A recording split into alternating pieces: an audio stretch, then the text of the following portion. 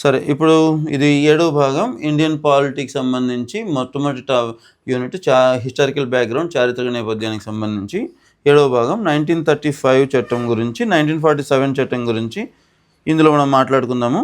Okay, 1935 చట్టంలో ఎన్ని సెక్షన్లు ఉన్నాయి? 321. ఓకే, ఎన్ని షెడ్యూల్స్ ఉన్నాయి? 10. 1935 యాక్ట్ రావడానికి కారణమైన గాంధీ గారు చేసిన ఒక గొప్ప ఉద్యమం పేరేంటి? శాసనోల్లంఘన ఉద్యమం.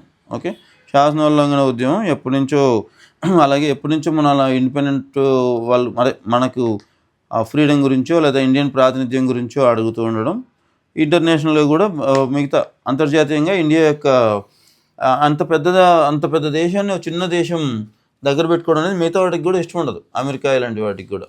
సో అమెరికా ఇంకా వరల్డ్ రాజకీయాల్లో జోక్యం చేసుకోలేదు. కానీ సరే, మొత్తం మీద 1927 సైమన్ కమిషను, తర్వాత వైట్ పేపరు, తర్వాత 3 రౌండ్ టేబుల్ కాన్ఫరెన్స్లు, వీటన్నిటిని బేస్ చేసుకుని ఒక సమగ్రంగా సుదీర్ఘంగా ఏర్పరిచారనమాట. ఇప్పటి వరకు ప్రిన్సిలీ స్టేట్స్ ఇండియన్ గవర్నమెంట్తో కలిసి ఉన్న ఒక సమాఖ్య అనేది ఉందా? ప్రిన్సిలీ స్టేట్స్ ఇండియన్ గవర్నమెంట్స్తో కలిసిన ఒక సమాఖ్య అంటూ ఉందా? లేదు. ఈ చట్టం ప్రకారం ఏర్పడింది అనమాట. దీంట్లో మొత్తము అధికార విభజన అనేది జాబితాలాగా జరిగింది. మొత్తం ఎన్ని జాబితాలు ఏర్పరిచారు? 3. కేంద్ర జాబితా, ప్రొవిన్షియల్ జాబితా, ఉమ్మడి జాబితా. ఓకే, అప్పట్లో ఫెడరల్ జాబితా అని పేరు పెట్టారనమాట. ఇక్కడ అవశిష్ట అధికారాలు ఎవరికి ఇచ్చారు? వైస్రాయ్కి ఇచ్చారు. మరి ఈ సమాఖ్య ఎందుకు అమలులోకి రాలేదు? అమలులోకి రాకపోవడానికి కారణం ఏంటి? ప్రిన్సిలీ స్టేట్స్ జాయిన్ అవ్వలేదు అనమాట. ఈ ప్రిన్సిలీ స్టేట్స్ కనుక అట్లా కంటిన్యూ అంటే చాలా ప్రాబ్లం వచ్చేది. ఒక రకంగా గాంధీ, నెహ్రూ అంత గొప్పగా మనకి ఇంకా అంత గొప్పగా హెల్ప్ చేసిన మరొక జాతీయ నాయకుడు, అలాగే నేతాజీ సుభాష్ చంద్రబోస్ లాగా ఇట్లా చేసిన నాయకుడు పటేల్ చేసింది మామూలు విషయం కాదు. అప్పట్లో ప్రొవిన్షియల్ స్టేట్స్ని ఇండియన్ దాంట్లో యూనిఫై చేయడానికి బాగా ట్రై చేశారు అనమాట.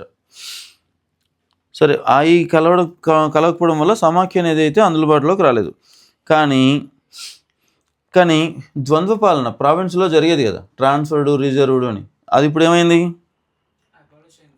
అబాలిష్ అయిపోయింది.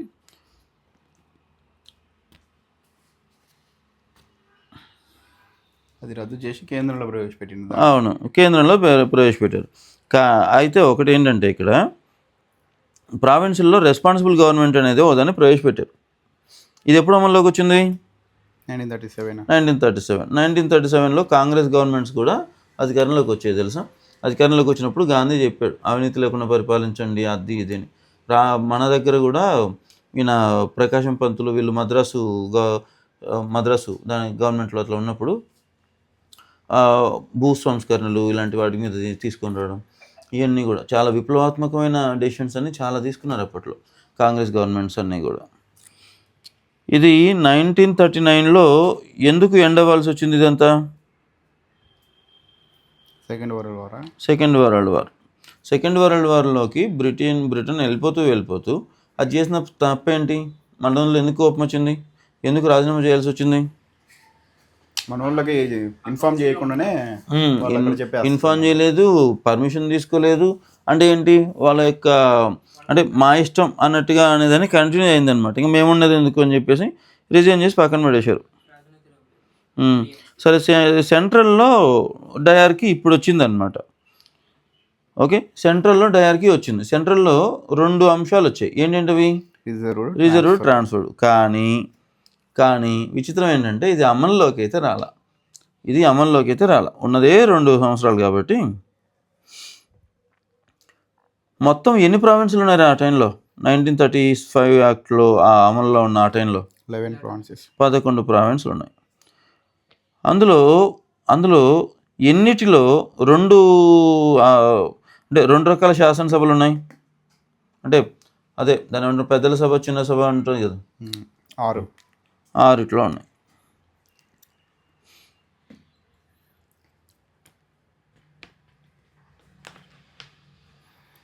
తర్వాత వచ్చేసరికి కౌన్సిల్ ఆఫ్ ఇండియా అనేదాన్ని రద్దు చేశారంట. భారత కార్యదర్శికి సలహాలు ఇచ్చే బృందాన్ని దాన్ని ఏర్పాటు చేశారు, అది వాళ్ళకి సంబంధించింది. ఇది మాత్రమే కాదు, ఓటింగ్ హక్కు ఎక్కువ మందికి ఇచ్చారు. ఇక్కడ ఇంత ఎక్కువ మందికి ఇచ్చిన మొత్తం జనాభాలో ఎంతమందికి ఉందిరా ఓటింగ్ హక్కు? 10%. మొత్తం జనాభాలో 10% జనాభాకే ఓటింగ్ హక్కు ఉందన్నమాట. అంటే వాళ్ళు చదువు ఏదో ఇన్కమ్ ట్యాక్స్ కడుతుండాలి, ఇట్లాంటివి ఉన్నాయన్నమాట ఓటింగ్ హక్కుల కోసం. ఆర్బీఐకి ఈ చట్టానికి సంబంధం ఏంటి?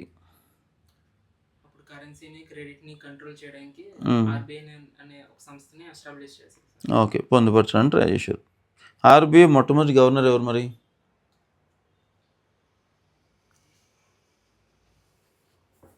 సుకుమార్ స్మిత్. ఎవడో ఒక స్మిత్ అని ఉంటుంది అని పేరు.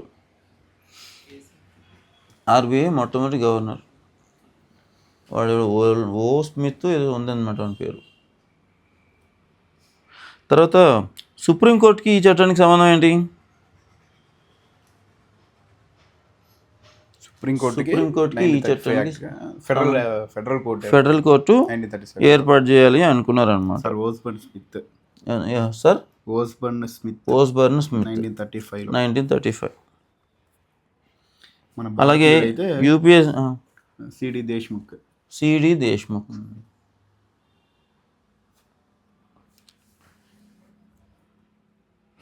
మరి పబ్లిక్ సర్వీస్ కమిషన్కి దీనికి సంబంధం ఏంటి? అంటే పబ్లిక్ సర్వీస్ కమిషన్ ఏర్పాటు చేసినా ఫెడరల్ పబ్లిక్ సర్వీస్ కమిషన్ ఏర్పాటు చేయాలి, ప్రావిన్షియల్ పబ్లిక్ సర్వీస్ కమిషన్ ఏర్పాటు చేయాలి. అలాగే జాయింట్ పబ్లిక్ సర్వీస్ కమిషన్లు అంటే ఏంటంటే 2-3 రాష్ట్రాలకు కలిపి 2-3 ప్రావిన్స్లకు కలిపి ఒకటి కూడా ఉండొచ్చు అనమాట.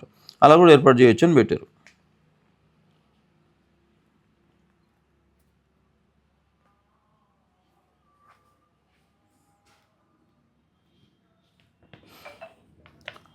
ఓకే సరే, ఇక్కడ ఈ క్వశ్చన్ చెప్పండి. ఇప్పుడు ఫెడరల్ జాబితా ఉంది, ప్రొవిన్షియల్ జాబితా ఉంది, ఉమ్మడి జాబితా ఉంది. మొట్టమొదటిసారిగా ఫెడరల్ జాబితాలో ఎన్ని అంశాలు ఉన్నాయి? 59. మొట్టమొదటిసారిగా ప్రొవిన్షియల్ జాబితాలో ఎన్ని అంశాలు ఉన్నాయి? 54. ఉమ్మడి జాబితాలో ఎన్ని అంశాలు ఉన్నాయి? 36, 36. సరే, ఇప్పుడు నాకు 59 + 54 + 36 అని రాసిన తర్వాత 59 + 54 + 36 అని రాసిన తర్వాత నాకు దీన్ని ఎలా గుర్తుపెట్టుకోవచ్చో మీరు ఎలా గుర్తుపెట్టుకోవడానికి ట్రై చేస్తున్నారో చెప్పండి. 59, 54, 36 ఆట అయితే అదే. ఓకే, దాన్ని గుర్తుపెట్టుకోవడానికి ఏదో టెక్నిక్ చెప్పండి.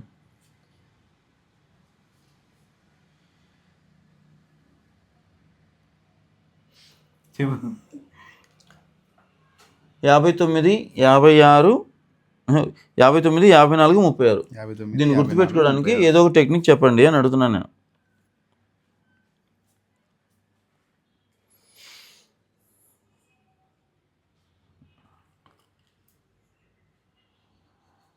లేదా అలాగే బట్టి కొట్టేసినా గుర్తుంటుంది.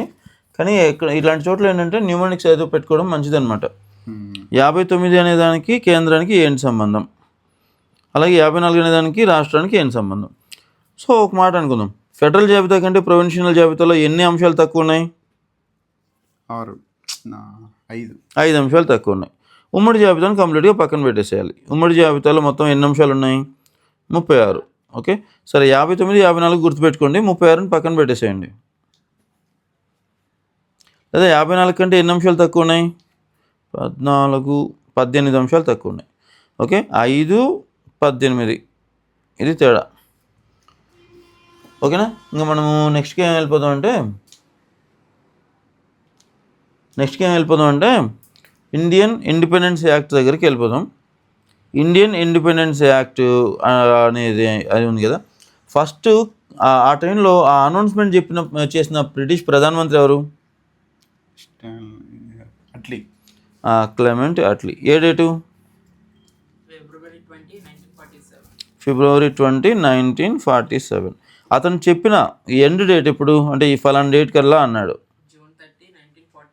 1948. కానీ 1940. కానీ అక్కడ హడావిడి చేసేసి ఎందుకు హడావిడిగా 1947 ఆగస్టుకి తగ్గించాల్సి వచ్చింది? ఎందుకు ఎలక్షన్స్ వచ్చినాయా? కాదు, ఒక పక్క వీళ్ళు కొట్టుకొని చచ్చిపోతున్నారు, ఓకే ఓకే. వాళ్ళ గొడవలన్నా తగ్గుతాయి అనుకున్నారు, వాళ్ళ సాగు వాళ్ళు చేస్తారులే అనుకున్నారు, చెడ్డ పేరు రాకూడదు అనుకున్నారు, ఏదో ఒకటి మొత్తం మీద అయితే ముందు జరిపేశారనమాట. జరిపి అసలు ఈ ఏరియాతో సంబంధమే లేనివాడిని ఒక రాడ్క్లిఫ్ అనే అతన్ని తీసుకొచ్చి ఇష్టం వచ్చినట్టుగా కత్తెర చేసినట్టు చేసి పడేశాడు. అతనికి ఇచ్చిన టైం కూడా చాలా తక్కువ, కానీ రాడ్క్లిఫ్కి అంతకంటే గవర్నర్ అనమాట. వాడికి ఇచ్చిన టైమే తక్కువ, ఆడు ఇంకా దాన్ని ఏమంటాము, ఆడికి ఇచ్చిన టైం కంటే ముందే కంప్లీట్ చేసి పెట్టేసి వెళ్ళిపోయాడు అనమాట రాడ్క్లిఫ్ అని అతను. సర్ రాడ్క్లిఫ్ అని, ఇప్పటికీ ఇండియాకి పాకిస్తాన్కి మధ్యలో ఉండే లైన్ని రాడ్క్లిఫ్ లైన్ అని పిలుస్తారనమాట.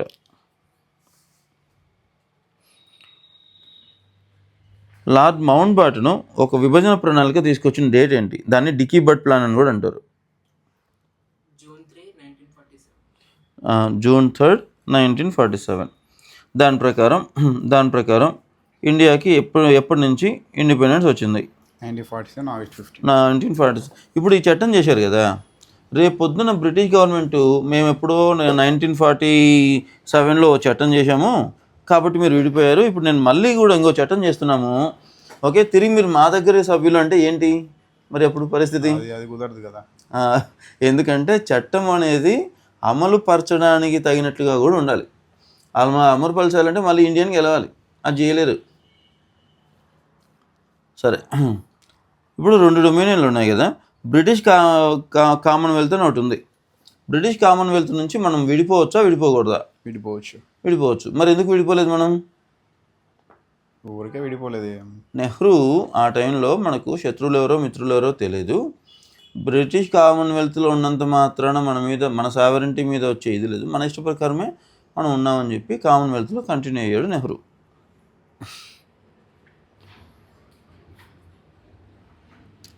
ఇప్పుడు భారత రాజ్య కార్యదర్శి పదవి ఏమైంది? ప్రెసిడెంట్ అయింది, రద్దయిపోయింది. అతని అధికారాలు ఎవరికి వెళ్ళాయి?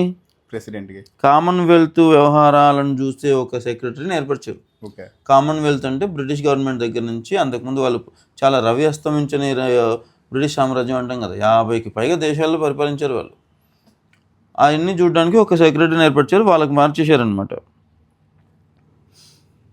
తర్వాత ప్రిన్స్లీ స్టేట్స్ విషయంలో ఇది ఇచ్చిన ఒక ఇదేంటి, కలిసి ఉండొచ్చు, లేకపోతే పాకిస్తాన్లో కలిసి వచ్చి ఇండియాలో కలవచ్చు, సొంతంగా కూడా ఉండొచ్చు అని.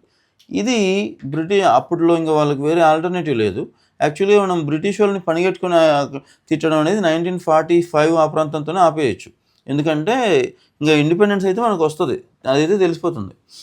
కానీ ఇంకా తర్వాత దాన్ని ఏమంటాము, తర్వాత చేసే వాటిలో ఆ పరిణామాలు ఉన్నాయి కదా, బ్రిటిష్ ఇంక అంత ఎక్కువ బాధ్యత తీసుకోలేకపోయింది. దీనివల్ల చాలా పెద్ద ప్రాబ్లమ్స్ వస్తాయి ప్రిన్స్లీ స్టేట్స్ అనే దగ్గర. ఇప్పుడు జమ్మూ కాశ్మీర్ ఇష్యూ ఒకవేళ కనుక పటేలే కనుక సరిగ్గా డీల్ చేయకపోతే హైదరాబాద్ ప్రాబ్లం అయ్యేది, జూనాగఢ్ ప్రాబ్లం అయిపోయేది. ఇప్పుడు కాశ్మీర్ ఎలా ఉందో అలా ప్రాబ్లమ్స్ అయ్యేది. హైదరాబాద్ ప్రాబ్లం అయితే చాలా పెద్ద ఇష్యూ ఉండేది. ఆ టైంలో మాత్రం చాలా తెలివైన నిర్ణయం అనమాట ఆపరేషన్ పోలో చేయడం, ఎందుకంటే అది నడిబొడ్డున ఉందన్నమాట. అందుకే అది పాకిస్తాన్ గవర్నమెంట్కి కూడా ఎలాంటి ఇది జరగల హైదరాబాద్ అనేది తీసుకున్నప్పుడు. జమ్మూ కాశ్మీర్ విషయంలో నెహ్రూ తప్పు చేశాడు అంటారు కదా, ఏంటి ఆయన చేసిన తప్పు? సొంత రాజకీయం వాళ్ళకు సొంతంగా ఉండడమా? ఓ పక్క కాశ్మీర్కి సంబంధించిన రాజు హరిసింగ్ ఏం చేశాడంటే ఇండియన్ గవర్నమెంట్లో కలుస్తామని చెప్పి దాంట్లో సంతకం పెట్టాడు. పెట్టిన తర్వాత అక్కడ అప్పటికే పాకిస్తానీ సైన్యాలు, ఆ లోకల్ గిరిజన తెగల వాళ్ళు కొన్ని ఆర్మ్డ్ ఫోర్సెస్లా తయారైపోయి వాళ్ళు చొచ్చుకు వస్తూ ఉన్నారు. అదే ఇప్పుడు పాకిస్తాన్ ఆక్యుపైడ్ కాశ్మీర్ అంటే. ఓకే, ఈ ఇండియన్ సైన్యాలకి పూర్తి స్థాయిలో అధికారం వచ్చింది, వాళ్ళని పంపించేసేయచ్చు. యుద్ధం ఎందుకులే అని చట్టబద్ధత ఉంది కదా అని చెప్పేసి ఆయన తీసుకెళ్ళి యునైటెడ్ నేషన్స్లో పెట్టాడు. యునైటెడ్ నేషన్స్లో పెడితే పెద్ద మనుషులాగా వాళ్ళు చేస్తారని ఒక ఆదర్శ భావాలు ఉండడం తప్పు. ఎందుకంటే వాళ్ళకు సంబంధం లేని దాంట్లో ఎప్పుడైనా యునైటెడ్ నేషన్స్ 2 చిన్న దేశాల మధ్యలో ఉన్న సమస్యను తీరుస్తుంది, ఓ పెద్ద దేశానికి ఓ చిన్న దేశానికి మధ్యలో ఉన్న సమస్యను తీరుస్తుంది. 2 పెద్ద దేశాలు గొడవ పడితే మాత్రం తీర్చలేదన్నమాట. ఓకే, సో యునైటెడ్ నేషన్స్ ఏం చేసిందంటే స్టాండ్ స్టిల్ అనేది అక్కడ అలా పెట్టింది. అలా పీఓకే ఏమో అలా ఉండిపోయింది, మిగతాది ఇట్లా ఉండిపోయింది. ఇప్పుడు మన ప్రధానమంత్రి చేస్తే తప్ప దానికి ప్రత్యేకమైన రాజ్యాంగం కూడా ఇవ్వాల్సి వచ్చింది. చాలా ఎక్కువ ప్రోలంగ్ అయిందనమాట జమ్మూ కాశ్మీర్ విషయంలో. సరే, తర్వాత వచ్చేసరికి ఎంపరర్ ఆఫ్ ఇండియా అనే బిరుదు ఉంది ఇంగ్లాండ్ రాజుకి. ఇప్పుడు ఉంటుందా? ఉండదు, తీసేస్తారనమాట. ఆ విధంగా ఇండియా, పాకిస్తాను అనే డొమినియన్లకు ప్రత్యేకంగా అధికారం బదిలీ అయిపోయింది. లార్డ్ మౌంట్ బాటన్ భారత డొమినియన్కి గవర్నర్ జనరల్ అయ్యాడు. ఓకే, మరి మొట్టమొదటి ఇండియన్ గవర్నర్ జనరల్ ఎవరు? రాజగోపాలాచారి. ఓకే, రాజ్యాంగ నిర్మాణ సభ, తాత్కాలిక పార్లమెంట్ కూడా అయిపోయింది. సరే,